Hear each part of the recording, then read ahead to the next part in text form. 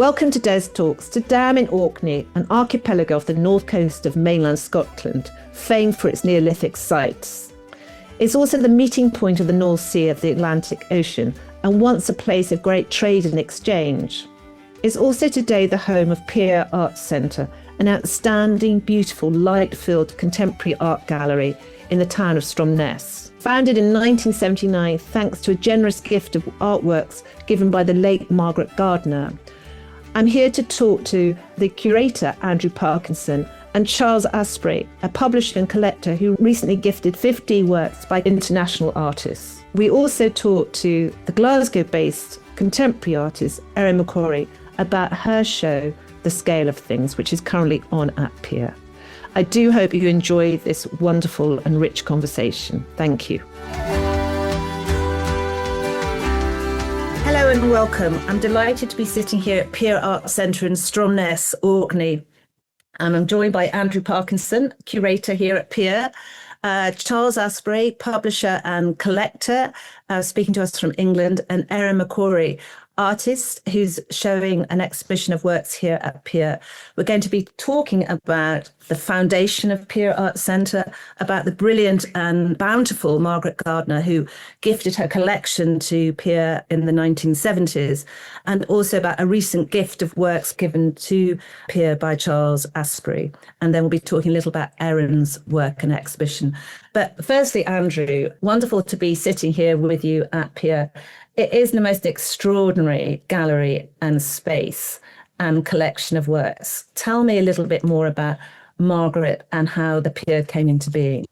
Yes, well, thank you, Susanna. And I thought I would start with just a short quote from the wonderful writer Mel Gooding, writing about the collection in the introduction to An Unfolding Gift, the book that details the whole collection and the Pier Arts Centre. He wrote, "An act of love, received with grace, is always a gift of energy. It reverberates, and its resonances have unexpected, unpredictable outcomes as they sound down through time." I think that's a really nice place to start. He was describing Margaret's collecting, but I think it also applies to Charles and the more recent collecting that we've been able to do. But just to say a little bit about Margaret, she was a remarkable woman. Her life spanned the whole of the 20th century. She was born in 1904 and died in 2005. She was based in London, and in the 1930s, 20s and 30s, she became a kind of central figure in lots of different spheres. Collecting art wasn't the only thing that Margaret was doing. She was involved in anti-fascism and caring for artist refugees during the war. She was a founding member of the ICA, but she also campaigned for the CND and against the Vietnam War. So she had many interests, but the kind of thread that held everything together, I think, for Margaret was friendships. And the friendships that she formed with some of the artists that we now have in our collection really started with Barbara Hepworth. So Margaret met Hepworth in 1930, and through Hepworth got to know others, Nam Gabo, Ben Nicholson, Henry Moore, many other artists that were in London at that time, just before the First World War. And Hampstead, where Margaret lived, became a real kind of haven for all kinds of people, not just artists, but scientists and architects. And Margaret, Adrian Stokes just described Margaret having a genius for friendship. So she was able to meet and befriend lots and lots of people who, it's emerged now, were incredibly important. Writers like W.H. Auden and Louis MacNeice, people that were pioneering in their fields. That really was the kind of basis for Margaret's collecting. So you seem to have a deep curiosity in people and minds and the importance of creativity, be it an artist or a writer or even a scientist. That seems to be what fueled her energy.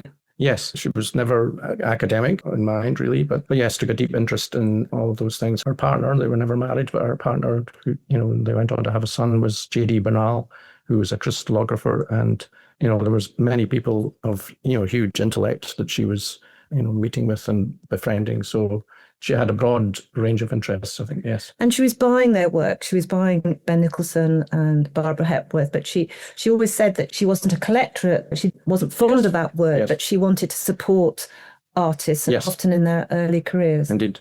She didn't regard herself as a collector, but I think I had to in the end accepted that's what she had actually done. So yes, through difficult years, through the 1930s, 1940s in particular, she was buying work when she could, particularly from Ben Nicholson and Barbara Hepworth, but she also commissioned Nam Cabo to make a maquette for a work that ended up as a spiral theme in the Tate. So she was supporting this group of artists. Not many others were. There were a few, but not many. A critical time in their development, and especially at a time when they had no money. Ben Nicholson and Barbara Hepworth had just had triplets. It was a really tough time. So she was supporting these artists and others like Margaret Mellis. And they're all down at this point at St Ives down in Cornwall, so it obviously kind of coastal. When did she first encounter and come to Orkney? So we've now kind of travelled the length and breadth of mainland UK. So I think the kind of the way the war was developing and the Blitz and, people's studios getting bombed and so on, that, St Ives became an important place for many of these artists. But Margaret's first encounter with Orkney was in the 1950s when she travelled here with her son, who was serving in the RAF at the time. And the story goes that you could add on travel time to your leave. So they, looked to the map and said, right, we'll go as far away as possible. One of Margaret's interests through her father, really, who was an eminent archaeologist, was prehistory and archaeology. So she knew about Orkney, and she knew in particular that the island of Rousey had a reputation. It was called the Egypt of the North for fabulous prehistoric remains. So Martin and her son and Margaret travelled to Orkney around about the middle of the 50s, and they fell in love with it and bought a little house. And from that time, they were returning pretty much every summer, or Margaret was returning anyway. And so then her relationship with Orkney grew and developed. She met artists like Sylvia Wishart here. And then at this point, what we're sitting in now is a former drawing room. It's a beautifully panelled room. We've got work by Sylvia Wishart. I've got Stanley Cursiter behind me. This, I think, used to be part of the Hudson Bay, was a big trading company, a Hudson Bay trading company that used to trade between Iceland and Canada, because when we think about the Orkneys, it was on the kind of highway to the world. So how did that then develop to find this kind of, I suppose, semi-redundant property and transform it into this wonderful gallery space? Yes, well, just to step back briefly before I answer that, just the collection, the impulse behind the collection coming to Orkney in the first place came through a conversation with Margaret and Martin, her son, and he said he didn't want to have all these valuable works of art. So Margaret said, on a kind of impulse, I'll give it to Orkney. So that was that. She thought she would change her will, and that would be the end of it. But by this time, her Orkney friends like Sylvia Wishart and Bryce Wilson said, oh no, you must set up an art centre right away, not just an art gallery. Orkney was poorly served at that time for the visual arts. That's how the whole impetus behind the buildings that were in came about. And as you say, they have an interesting history. There was created for the Hudson's Bay Company in the early 19th century, but since then been lots of different things: a merchant's, a coal store, latterly a hostel, and indeed Margaret's friend Sylvia Wishart, the artist, lived in the Pier Gallery building just prior to it being taken over by the Trust. It was actually one of the gaining the collection was a very fortunate, lucky thing for Orkney, but also the finding of the buildings was very lucky too. But on a beautiful stone-built pier jutting out into the harbour, and the buildings that originally constituted the art centre, the street building, the merchants' dwelling that we're in at the moment, and the pier store on the seaward side were opened as the Pier Arts Centre in 1979. And then you started to begin. So we had this amazing collection of over 60 works from Margaret Gardiner. And then the decision was to expand. And what is so extraordinary wandering around Stromness is that you get all these little jetties and the kind of houses that are kind of an angle to the jetty. So you would have, the trawlers would have come in, the fish, the herring, the goods from, Canada, and then hauled up onto the jetties and then kind of brought into the houses, which I suppose houses come warehouses, come offices. And what Rearcon Hall, which is an Edinburgh-based architecture company that you worked with in the early 2000s to give it an additional kind of gallery space, which is so height, light, air, and views. It's beautiful. So how did that come into being, that working with Rearcon Hall? Well, I guess the sort of unfolding nature of Margaret's gift has offered lots of great opportunities. One of the benefits that Rearcon Hall had was that the original conversion of the stone pier building and the building on the street, which was carried out by Leverett Bernstein with Axel Burrows and Kate Hearn, who's one of Patrick Hearn, the painter and the critic's daughters. That conversion was incredibly beautifully, sympathetically carried out. And when we appointed Riacon Hall, one of the things that attracted us to them, there was a competition, was that they felt that needed just to be preserved. It needed, the services and so on put in, but it was such a fine conversion that nothing in it needed to change. And indeed, they've picked up some of the shapes and forms of that building, and it's kind of echoed in the neighbouring steel or zinc building, rather. It's like a tin shed for art. They describe it as a shed for art. And what is the material? Because I'm looking out the window now and it's like these fins. Yes. Is that? It's patinated zinc. Yeah, no, it's beautiful. And so within the Pier Arts Centre, you always have the permanent collection, the original Margaret Gardiner collection on view. Yep. Also, there's been more recent gifts or acquisitions from work by Martin Boyce, Camilla Lowe, Ross Sinclair, Douglas Gordon. And so the collection is always kind of gathering and extending, and the dialogue with artists both based in Scotland and the UK, but also internationally, that's key to the beating heart of the collection. Yeah. Indeed, I mentioned that earlier that Margaret's artist friends in the first place encouraged her to sort of set up an art centre, which is what happened, and that offered space for temporary exhibitions and education. And they felt that was important to work in sort of tandem with the collection, that things would change with the temporary exhibitions. And we've kind of developed that idea a little bit with new works for the collection, which, as you say, expands a whole breadth of people and that link back to, in one way or another, to Margaret's core collection. So the whole kind of thing, we all works together as a whole, the architecture, the setting of the building in Stromness and the temporary exhibitions all kind of coming together to provide something that's really quite rich and dynamic. Brilliant, thank you. And I suppose moving on to the 21st century, Charles, when did you first come to Orkney, encounter the Pier Arts Centre and think about gifting your collection to the Pier to join Margaret's original collection? Well, travelling to Orkney for the first time, I suppose a few years ago, and the idea to gift the work was actually, I think, just kind of struck me one evening, much later, partly through dialogue with Andrew and Carrie and Neil. And you have to have these conversations first, obviously, and you have to have a curatorial team who are interested in expanding. So it's very much a dialogue with the team. But yeah, there was just hearing Andrew talk about Margaret again. It is such a beautiful story. And I think many museums would kill for a back story like that. It's really exquisite, actually. And the collection she gifted is remarkable in itself before I had the idea to suggest adding to it. And maybe your collection, the work here is from Manfred Pernice, Michael Dean, Wolfgang Tillmans, Matt Mulligan, Kitty Kraus, so many amazing artists. Tell me maybe a little bit how you collect. And it seems to me there's resonances with Margaret, that you like to support an artist maybe from the beginning of, recently graduated. How do you look and collect? A little bit maybe on that would be great. Well, there are definitely similarities. When Andrew describes Margaret's relationship with artists as friendships, then that's absolutely my situation too. And I guess I was lucky, having worked in galleries in New York in the early 90s, when that city was producing some extraordinary young people coming through out of art school in their 20s. I then discovered Berlin in the 94, which was a remarkable place to be. And that's where I met people like Pernice and Wolfgang and Kitty Kraus and people like this. And so, yes, I do like to bond with, and I suppose stick with, artists from early on and carry on those relationships as much as one can.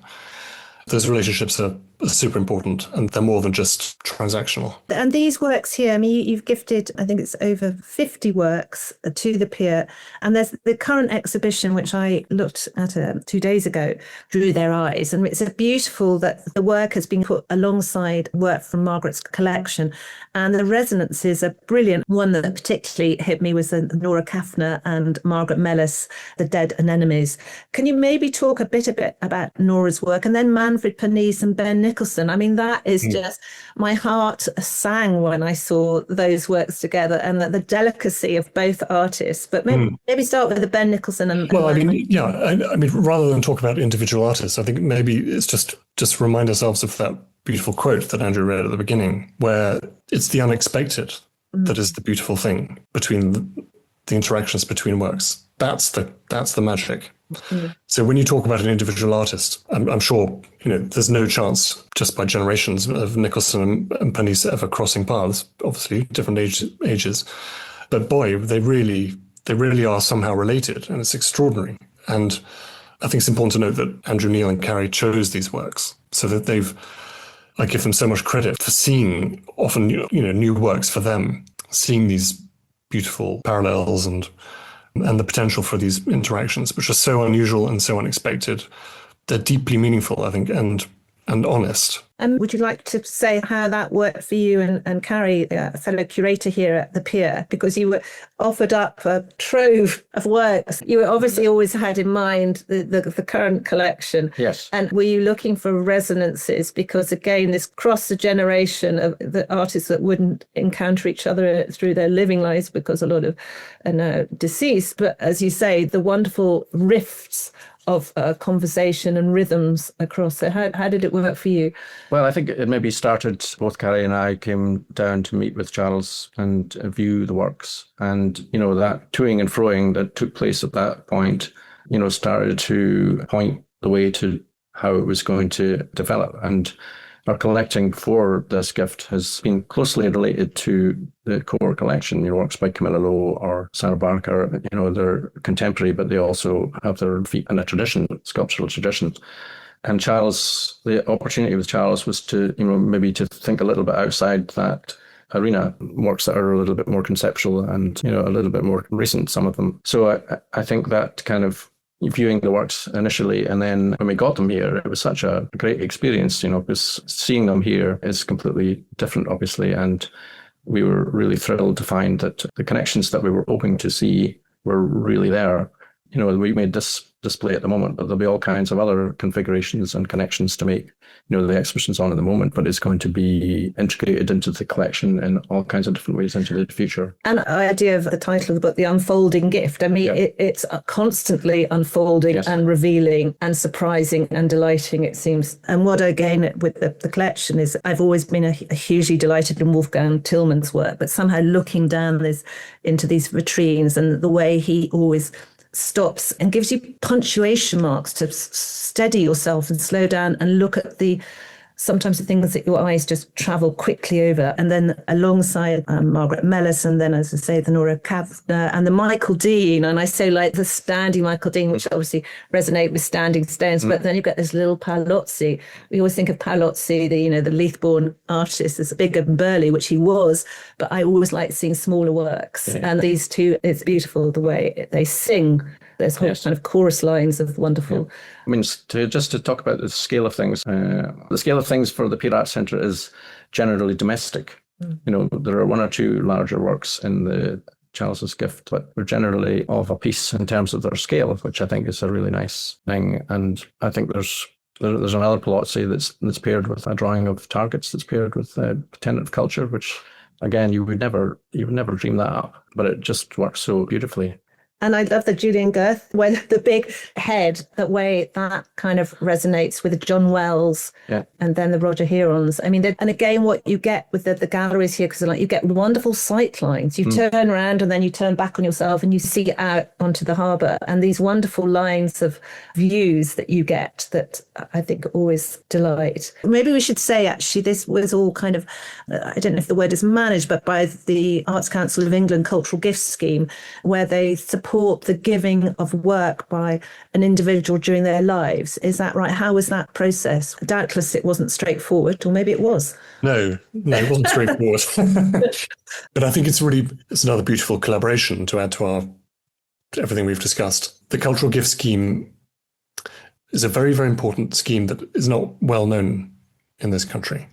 There's an assumption and perhaps a kind of tradition of gifting at the end of one's life, or even after one dies, which is unfortunate, because during one's life is where you can really build a relationship, and then you have years beyond to carry on. So my collaboration with the Pier Arts Centre will be ongoing through some of the very small tax saving that the Cultural Gift Scheme allows people like me.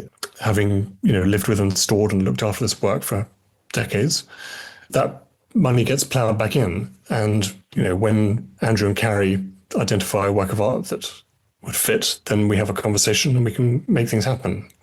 So the cultural gift scheme is very, very important. And I hope more and more collectors take advantage of it, even though there are more generous schemes in other countries. It's meaningful and it's better than nothing. And it allows one to, as I say, just keep a relationship going. So it's not just about handing over objects. There's a proper relationship. So we have the Links House residency program, which is essential to a place like Orkney geographically. So I've part-funded that in the past, and I will continue to support that to try and bring artists into Orkney from overseas. Then the collection can keep on growing. And I think, again, the number of artists that you've brought in, there was already an internet, it was essentially UK-based artists, but now that international dialogue to speak to the world and bring the world, because there's so many visitors that come to the pier that are from all over. So I think that internationalism is brilliant. So maybe we should now bring in Erin, because you did the residency here on Orkney, the Links House, which is just north of Stromness, Bursay, which we've discovered we've both enjoyed a macaroni pie from the corner shop there. So I'm glad to say you were probably well fueled when you were on the residency, but you were there last year. And maybe we should say you studied textile design at Glasgow School of Art, and you did the residency last year, and now you're showing work at Pier. So maybe just tell me a little bit, how was the residency for you? Because residencies are an exciting opportunity to catch your breath, to think and explore. How long were you there at the residency, and how many pies did you eat? So I was at Links House last year in 2025 in March as part of the RSA Residencies for Scotland scheme, which happens every 2 years. And it was just such a brilliant opportunity for me to travel to Orkney, somewhere that I've wanted to go for such a long time. And I think at that point in my career, I was looking for the next point of inspiration, and it was really just a vital time for me to immerse myself in a different landscape and meet new people and other artists as well. Often on a residency, it's who you meet while you're there and who are also working and responding to the landscape that can really inspire you as well. So it was just such a fruitful time to meet the team at Pier and to get to know Orkney more intimately. So it was really special. And I lived in the Highlands at the time, and I live in Glasgow, but it wasn't so far for me to come. But again, just such a different landscape to where I lived at the time as well. So yeah, just a fantastic experience. And the exhibition is called The Scale of Things, which is taken from a poem by Margaret Tate. And we should say Margaret Tate was a poet and filmmaker who was born in Kirkwall, which is the main town on Orkney. And I was actually looking at some of her films last night. They are exquisite, aren't they? The way her eye travels, or with the camera travels over the faces and people and landscape. So tell me about how she inspired this exhibition. We should say you work in textiles, in fabric, in thread, with linen, but maybe just tell me a little bit when you first encountered Margaret Tate, who died probably 30 years ago now. So she was 20th century, born in Orkney, spent quite a bit of time in Edinburgh. But yeah, how did you encounter her work?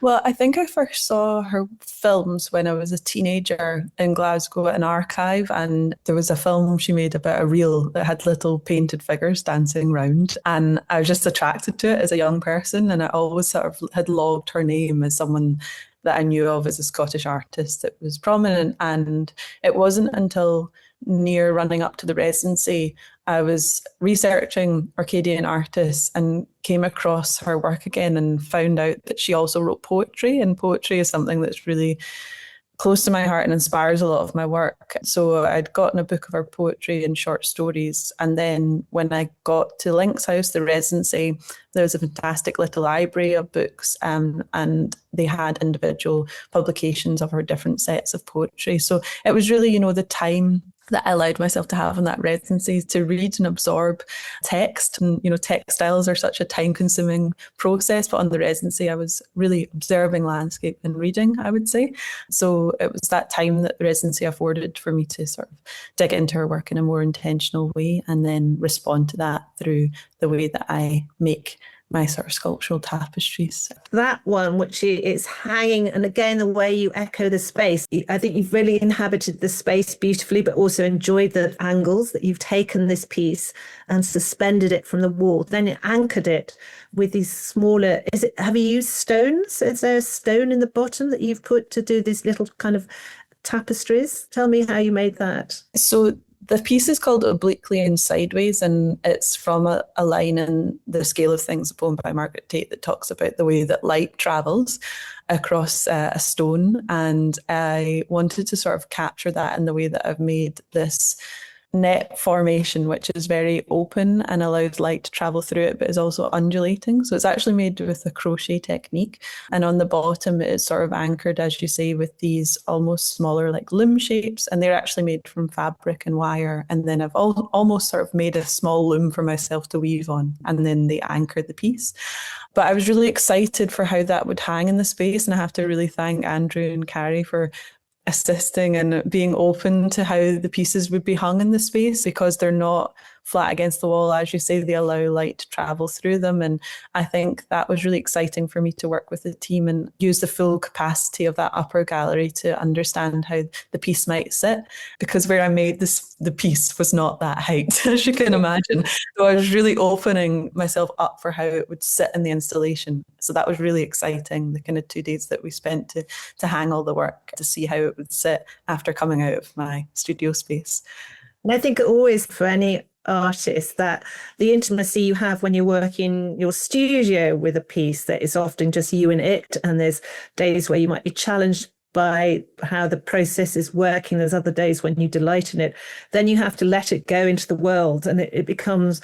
And I always think, I think the bravery of artists to do that, and then to inhabit a space that may not be quite as you consider. It's only when you start hanging that you realise that, yeah, again, about sightlines, but I think you've done it really beautifully. And then there's the large hanging piece with these wonderful purples and lilacs, which, having walked a lot around the coast yesterday, this kind of dry stone wall, Neolithic. Tell me about that and where you get the colours from. I think you gather lots of plants to then make the dyes. Yeah, so that piece is called Makes a Glow there. Again, it's about the way light is settling on a place within the scale of things, the poem, and it features a large sort of circular form amidst sort of striped geometric grid with a sort of really open structure. So for me, it was maybe sort of pinning down a feeling of absorbing all those landscapes and that text, but the colour is made through a lot of natural dyes and a combination with dead stock yarns. So the yellow circle is woven with North Ronaldsay yarn, which is a yarn from an Orcadian island where the sheep only eat seaweed, so it's got a lovely texture to it, and it's dyed with birch leaves from Glasgow that I collected after a storm here. And then the majority of the purple is using a natural dye called logwood, which is a heartwood that you mostly find in South Asia. And I was really interested in sort of picking up on the purple notes that I was seeing in the Orcadian landscape, but thinking about the sort of wide scope of colour and its transport. If we think about the Orcadian Islands, as you mentioned earlier, being a place which people travelled through and was a connection to the wider world, and thinking about how colours travel and meet each other. So within that landscape, you have Orcadian yarn, you have Glaswegian birch dye, and you have colours from further afield, as well as some purples that are from dead stock yarns from the Scottish textile industry as well. So it's a meeting of all the materials and landscape. And the smaller little works, I mean, they're almost like looking at, little pages of a manuscript. There's something, because you've got the large scale and then these, which I suppose are like a little, size of I hate to bring in the size of a phone, but in a way they are size of a mobile. But tell me about that, because again, that's what I like. Your eyes are opened up and looking through, and then we brought down to actually draw near into these smaller works. And often you're using linen. And have you dyed the linen? Yeah, so those works, that series are called Ariel, and I'm using a dead stock cottons, linen, yarns. There's some silk in it as well. And it's all naturally dyed using different resist techniques. And the aerial reference for the title is, again, a Margaret Tate film called Ariel, which is fantastic if you haven't seen it, where she focuses shots on everyday sort of moments, whether that's insects or plants and how light hits them. It's almost a sort of snapshot and making you focus in a different way on these things that you might otherwise pass by. So I think within the show, I'm trying to allow people some time to focus on both the miniature, the minute, but also these large formations and scales within which you can focus on these smaller elements as well. So I'm glad that came through for you in that way. And it was also really nice for me to work on a much smaller scale, as well as complementing with those large pieces, which I did. I made them simultaneously, and it was quite nice to have a rest with the small work and then going back to larger pieces as well. But yeah, really trying to connect with the essence of that poem, the scale of things, and contemplate it through the work. No, I mean, you did so beautifully. And thank you, because I hadn't read her poetry before. So I was reading some last night. So thank you for that introduction. And we'll put links in the programme notes to all these things and to the YouTube, because again, you can watch a lot of Margaret Tate's films on YouTube. But thank you very much, Erin. And thank you, Charles. We're now going to talk a little bit about Christine Borland, who sadly died last month at the age of 61. And Orkney was hugely important to Christine. And she exhibited here at the Pier. So Andrew's now just going to remember Christine's brilliance and the way she worked. Yes. Thanks, Andrew. So I think I first met Christine in mid-1990s, but certainly in Orkney in 1998, where she was travelling with Ross, her husband, for his show, The Dreams of a Hamnavoe Free State. Further to that, we invited Christine to make a work for our Millennium project. There were sculptural works by Ian Finlay and others around Orkney. And Christine took a deep dive into Orkney history, and in particular, the metal that was salvaged from the German fleet that was scuttled at the end of the First World War. There was a notion that it was special because it was pre-nuclear and that it could be used for medical instruments and so on. We were never able to fully establish that, but Christine researched all of that and made an exhibition called Hoxa Sound, which was installed in Thomson's Academy, a really interesting building in South Romsey, as well as two searchlight positions, one on Flotta, the island of Flotta, and one on Hoxa Head. And then in 2012, we invited Christine to develop a solo exhibition of new work. It was called Divine Imperfect, and it consisted of a series of really fabulous investigations and works into various topics. Maybe the one I would highlight is called Oval Interior, which was a project where she took 3D scans of the interiors of various sculptures by Barbara Hepworth, including our oval sculpture here, one of our key works. And then she cast that space as a solid work. It was a fabulous thing.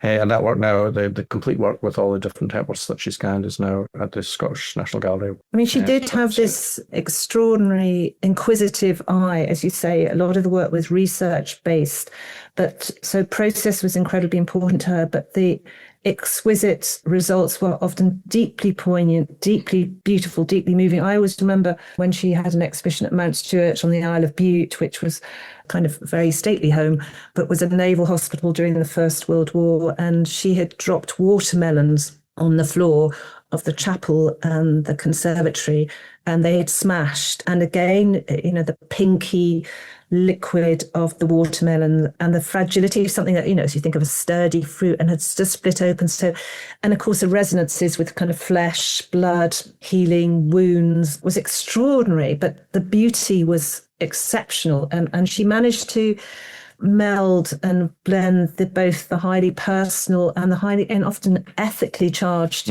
subject matter with deep thought and sensitivity. Indeed, I mean, that's, I think, one of the special things about Christine and her work is that it always had a profoundly satisfying and beautiful outcome. That's not always the case. And I know that her approach to making art has been, deeply influential to generations of artists to come. And we're very proud of our association with Christine. In fact, Ross and Christine were married in Orkney. Deeply sad. Yeah. Well, thank you, Andrew, for that, and thinking of everybody, and Christine and Ross and her family. But I'd like to thank very much Charles and Erin for joining us today, and thank you so much for listening. Thank you, Pier, for having me here. But it really is kind of a wonderful celebration of life, art, creativity, and bringing the voices of artists that are no more, but artists that still are, and artists to come. So thank you very much. Thank you. Thank you so much for listening. For more information about the exhibitions currently on at Pier, please look at our programme notes, where we have links to various websites. Do please subscribe and follow to keep in touch with Des Talks. And huge thanks as ever to Ryan Scott Media and to Malin Lewis for our wonderful music.